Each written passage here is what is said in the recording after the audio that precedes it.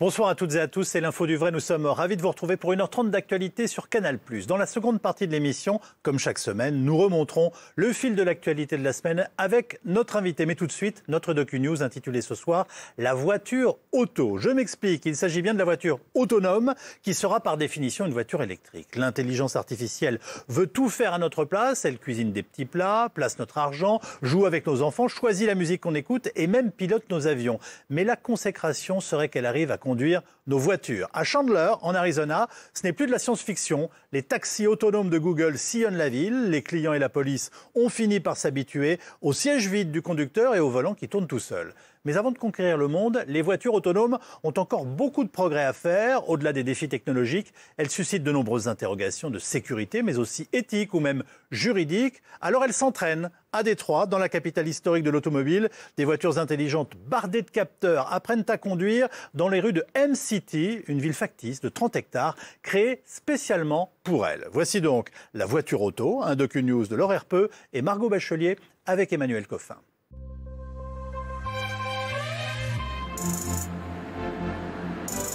C'est la nouvelle conquête de l'Ouest. Je pense que c'est une innovation. Les voitures autonomes sont tout aussi révolutionnaires que la transition des chevaux à la voiture à moteur. Ce qui change, c'est la possibilité de rendre nos rues sûres. Des voitures qui roulent seules sur le bitume américain. Je me fais plus confiance à moi qu'à un ordinateur. Je laisserai les autres les tester d'abord. Je ne veux pas être le premier. Ce n'est pas important, c'est une nécessité. Si des concurrents arrivent sur ton marché alors que tu domines ce marché depuis 100 ans, tu ne peux pas rester les bras croisés. La guerre de la voiture autonome est lancée.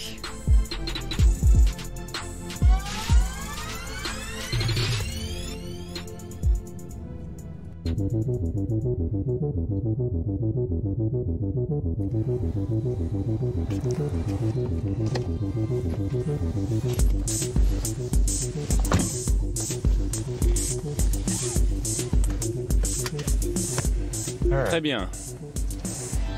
Donc on va aller au jardin des dieux.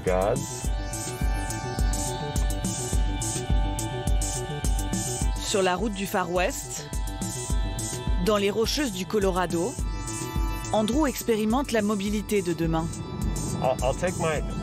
Je vais enlever mes mains du volant de manière brève pour que vous voyez que je ne fais rien.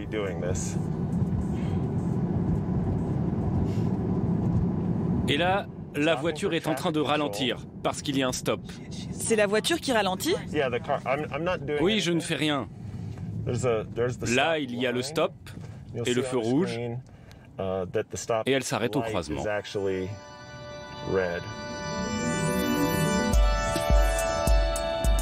Avec plus de 48 000 km parcourus en mode autopilote, Andrew se voit comme un pionnier du pilotage automatique. Normalement, on passe notre temps concentré sur sa voie. C'est épuisant. On ne peut pas conduire plus de 6 à 7 heures sans être KO. J'ai fait des voyages de 14 heures par jour et je ne me sentais pas vidé de mon énergie parce que je peux surveiller la situation globale, m'assurer que les autres véhicules se comportent normalement. Mais je n'ai pas besoin de faire tous les petits ajustements en permanence qui fatiguent.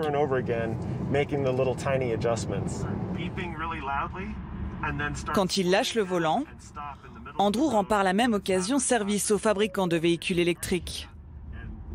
Il transmet par satellite un ensemble d'informations qui permet à Tesla de faire progresser ses microprocesseurs embarqués. Depuis que je l'ai acheté, elle a appris à dépasser des véhicules, changer de voie, reconnaître les stops. Aucune de ces fonctions n'était présente quand j'ai acheté la voiture. Magie du deep learning, les Tesla poursuivent leur apprentissage.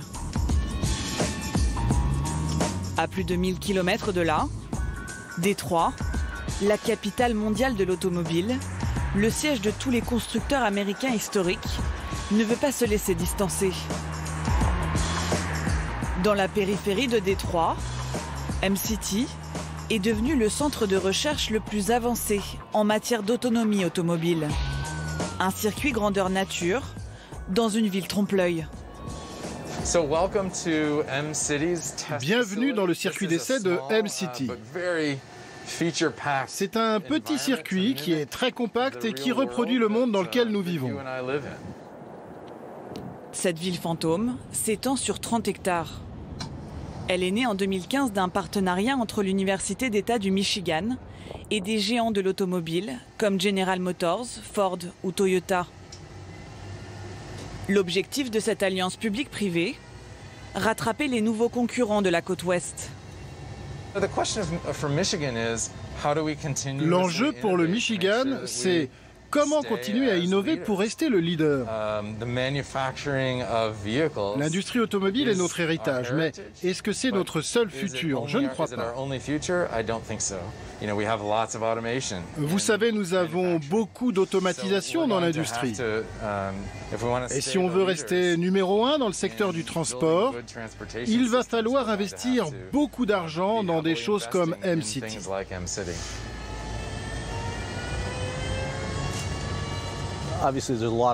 Évidemment, il y a beaucoup d'entreprises sur le marché. Il y a de la concurrence, beaucoup de concurrence. Personne ne veut se retrouver derrière dans cette course à la voiture autonome. Alors tous font d'énormes efforts et s'impliquent au maximum pour développer ces nouvelles voitures.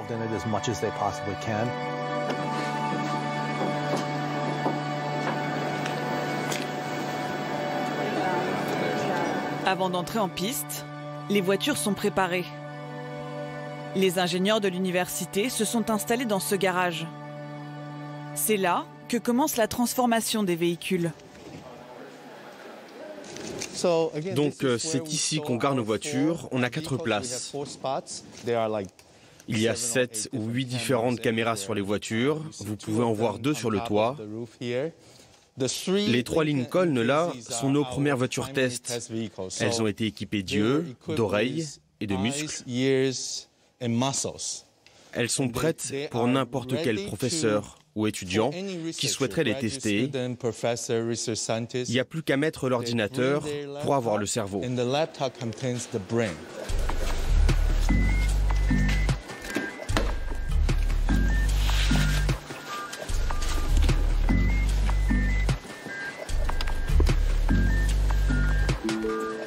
Là, il va allumer l'ordinateur et il vérifie si toutes les connexions fonctionnent.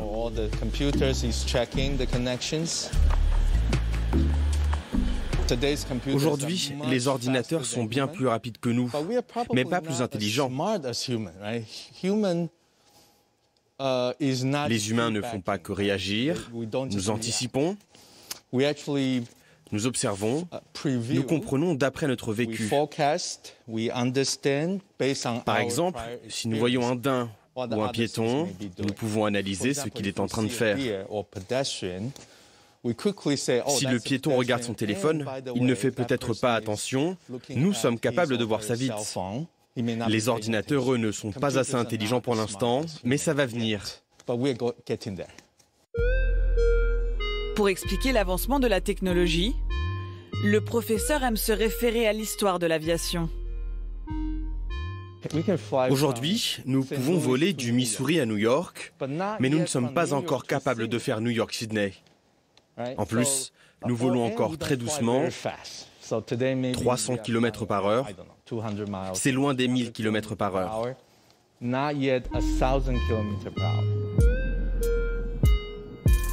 Les voitures autonomes doivent encore apprendre à maîtriser les perturbations météorologiques et notamment à rouler sur la neige. Sur ce circuit, elles s'exercent dans les conditions extrêmes du Michigan. En hiver, la température peut descendre à -20 et l'été grimper jusqu'à 30 degrés.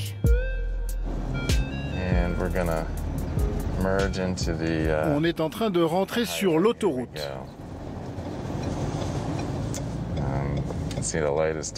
Vous voyez, le feu est vert, donc on peut avancer. Il n'y a pas d'autres véhicules sur notre chemin.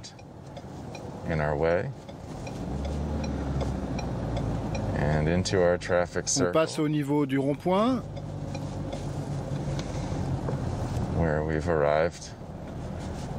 Et là, on arrive à destination.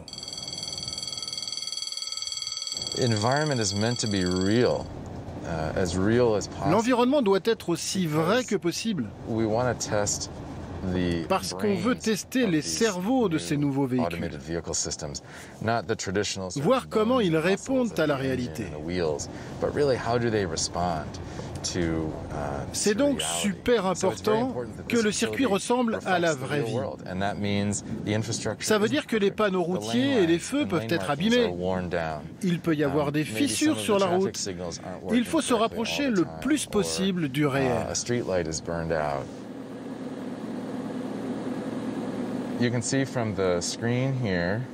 Ce qu'on voit sur l'écran, c'est le retour de tous les capteurs du véhicule.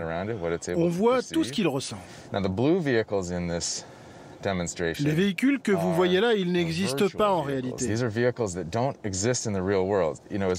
qu'on appelle la réalité augmentée. Ça nous permet de tester les scénarios les plus complexes et les plus dangereux, et ça nous permet de les répéter encore et encore. Greg et ses équipes de recherche dépendent de l'Université du Michigan. Leurs travaux n'ont pas de visée directement commerciale, seulement des objectifs techniques. Sans oublier les enjeux éthiques sur la route de la voiture autonome.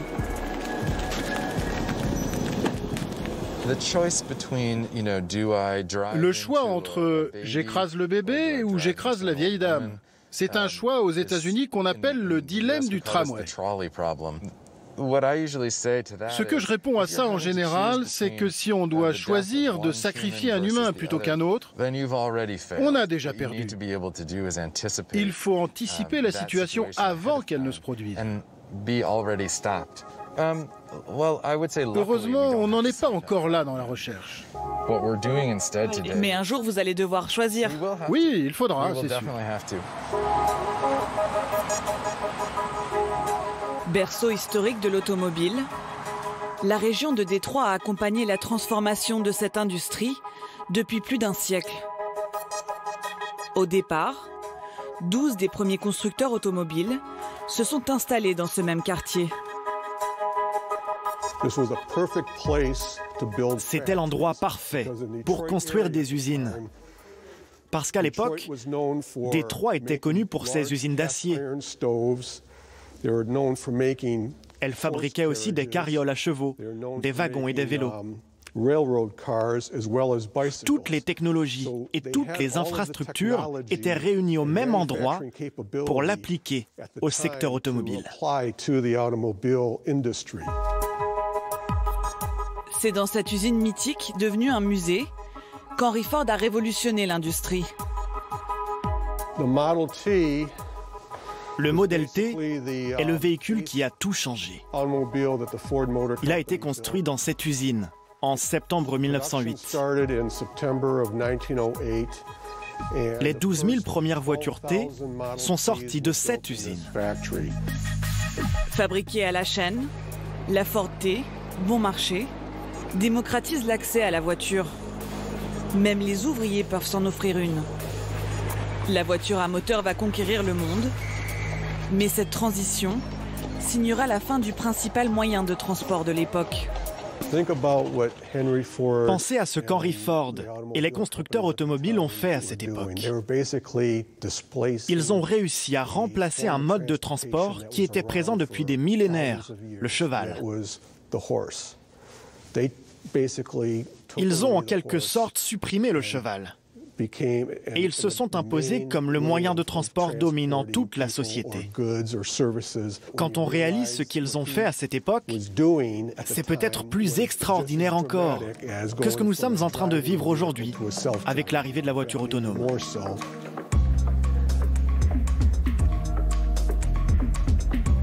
D'une révolution technologique à l'autre, les Américains veulent inventer la voiture de demain. Un siècle après Henry Ford, un homme a la ferme intention de relever le défi de la voiture autonome. Qu'on libère la bête. Dès 2014, il promet de changer le monde. On a réussi à accélérer le mode autopilote et on a réussi à l'amener sur le marché plus rapidement que prévu. Ce que les gens n'ont pas réalisé, c'est que toutes les voitures produites depuis 2 semaines ont l'application autopilote. C'est en construction. Toutes les Tesla ont le logiciel.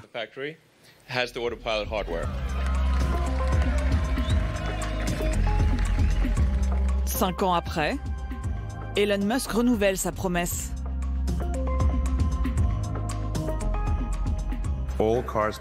À l'heure où je vous parle, toutes les voitures en production ont tout le nécessaire compris pour le pilote automatique. Dans 1 an, on aura plus d'1 million de voitures prêtes à rouler avec ce pilote automatique.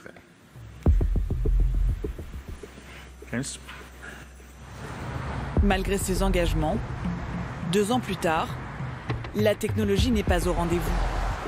Sur l'échelle de l'autonomie, il existe 5 paliers pour que les conducteurs puissent abandonner complètement leur volant. Et le géant californien n'a atteint que le 2e niveau. Pourtant, certains consommateurs aimeraient déjà y être et n'hésitent pas à se mettre en scène. En chemin, d'autres sont rattrapés par le sommeil. Un homme et une femme, visiblement endormis, alors que leur Tesla semble rouler en pilote automatique. Ça s'appelle autopilote, mais la police prévient, c'est une très mauvaise idée de s'en servir. Le progrès, toujours plus vite, parfois trop vite. Depuis la création du mode autopilote, plusieurs dizaines d'accidents, parfois mortels, ont impliqué des Tesla utilisant ce système. Oui, c'est vrai, je le dis depuis plusieurs années. Tesla et Elon Musk sont irresponsables dans leur façon de développer cette technologie. On a vu pas mal de crashs ces dernières années, avec des gens qui utilisent mal l'autopilote. Leur communication autour de leur voiture est à mon sens exagérée. Ils survendent le mode autopilote. Il ne peut pas faire autant de choses qu'ils le laissent entendre dans leur publicité. Et ça, c'est très dangereux. En tant qu'ingénieur, une des premières choses qu'on m'a enseigné, c'est qu'il faut anticiper le fait que certaines personnes peuvent mal utiliser une technologie afin de minimiser les risques. Et je pense que Tesla n'a pas fait ça.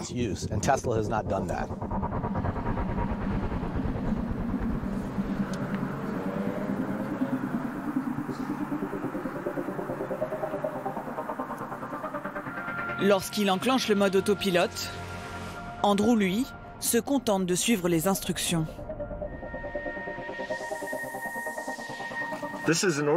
Ça, c'est ce qu'on voit avant d'enclencher l'autopilote. Je dois accepter cette explication. Le logiciel est encore en phase de test. Le véhicule n'est pas encore tout à fait autonome. Je dois faire attention à la route et garder une main sur le volant en permanence. Tout est très clair et je dois accepter les conditions si je veux me servir de la voiture. Chaque conducteur doit s'engager à ça avant de pouvoir l'utiliser? Oui, il faut accepter ça. Chaque utilisateur doit cocher cet écran avant d'enclencher le mode autopilote.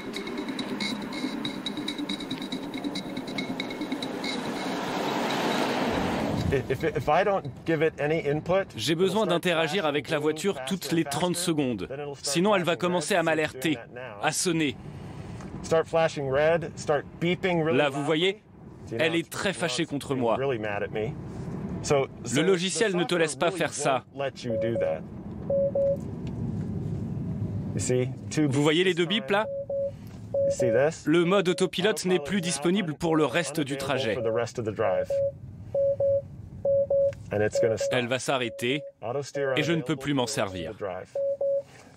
Donc en tant que propriétaire, j'ai toujours un rôle à remplir et je reste responsable.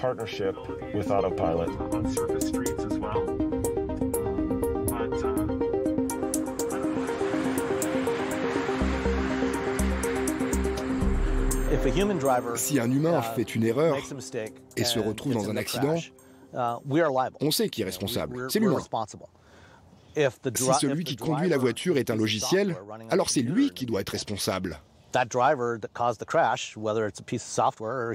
Donc la compagnie qui a créé le logiciel doit prendre la responsabilité légale en cas d'accident. Pour le moment, il n'y a que Volvo qui prend ce type d'engagement. Moi, en tout cas, à titre personnel, je ne me servirai pas de ce mode si le constructeur n'assume pas cette responsabilité.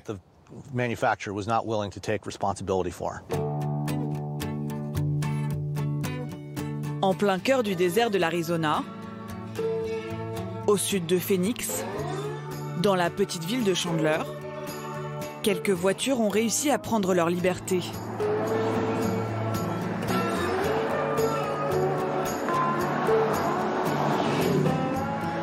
Depuis octobre, les taxis de Google, les Waymo, circulent sans chauffeur.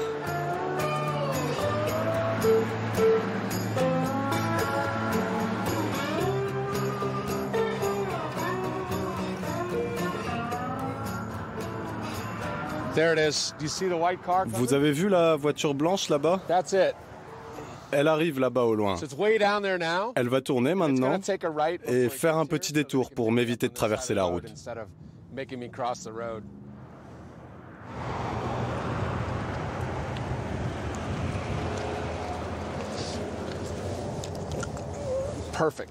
Parfait, elle m'a reconnu. Comment est-ce que vous le savez? Parce qu'elle s'apprêtait à tourner et finalement elle est venue là. Ah, le masque est nécessaire pour monter à bord.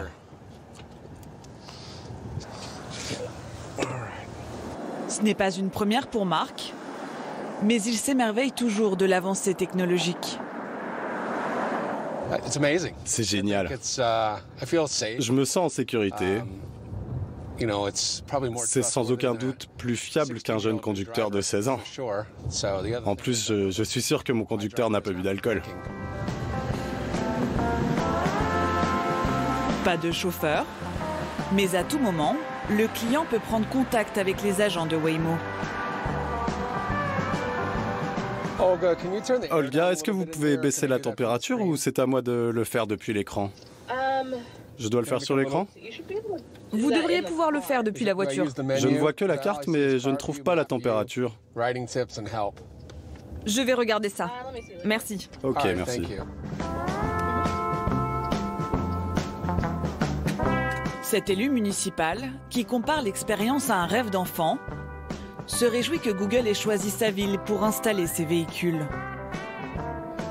Chandler est une capitale d'innovation. On a une population à fond dans la technologie. Waymo a proposé un partenariat parfait pour Chandler. Nos routes sont parfaites pour l'entraînement. Elles sont neuves, bien indiquées, la signalisation aussi. Les courbes sont à jour. La peinture est bien fraîche, donc les radars des voitures peuvent bien détecter les routes. Ça fait partie des raisons pour lesquelles Chandler a été choisi. Vous arrivez bientôt à votre destination.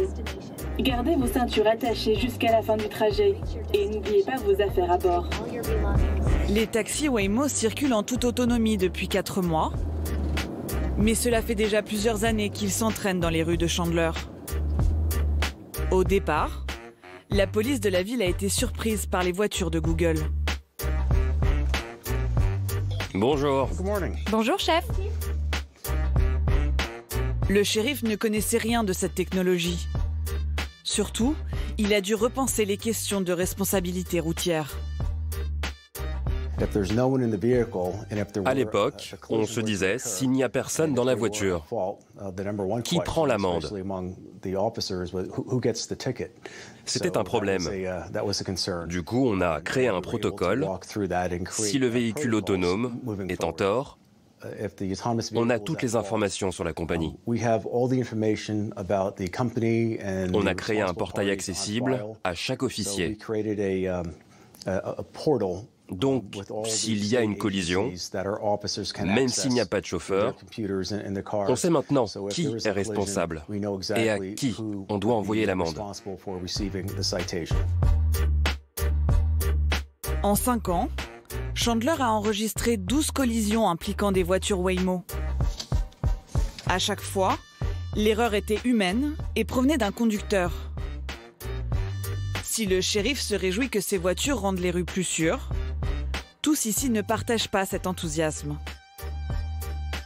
Il y a eu des histoires où des gens se sont énervés contre les voitures. Ils leur ont jeté des pierres dessus, ils ont essayé de les abîmer. Parce que ces taxis respectent la loi de manière précise, certains sont pressés et impatients et ils s'agacent des véhicules qui respectent les règles.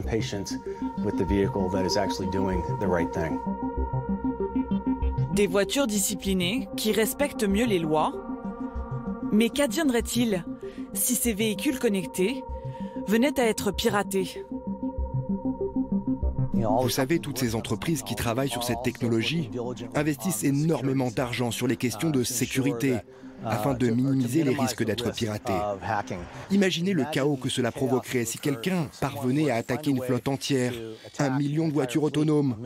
Tout d'un coup, partout dans le pays, il pourrait alors ordonner à toutes ces voitures de tourner au même moment à gauche. Vous imaginez 1 million de voitures qui tournent à gauche en même temps ? Le hacker pourrait aussi bloquer votre voiture et vous demander de payer une rançon pour la débloquer. Ces hypothèses sont des possibilités qu'il faut envisager.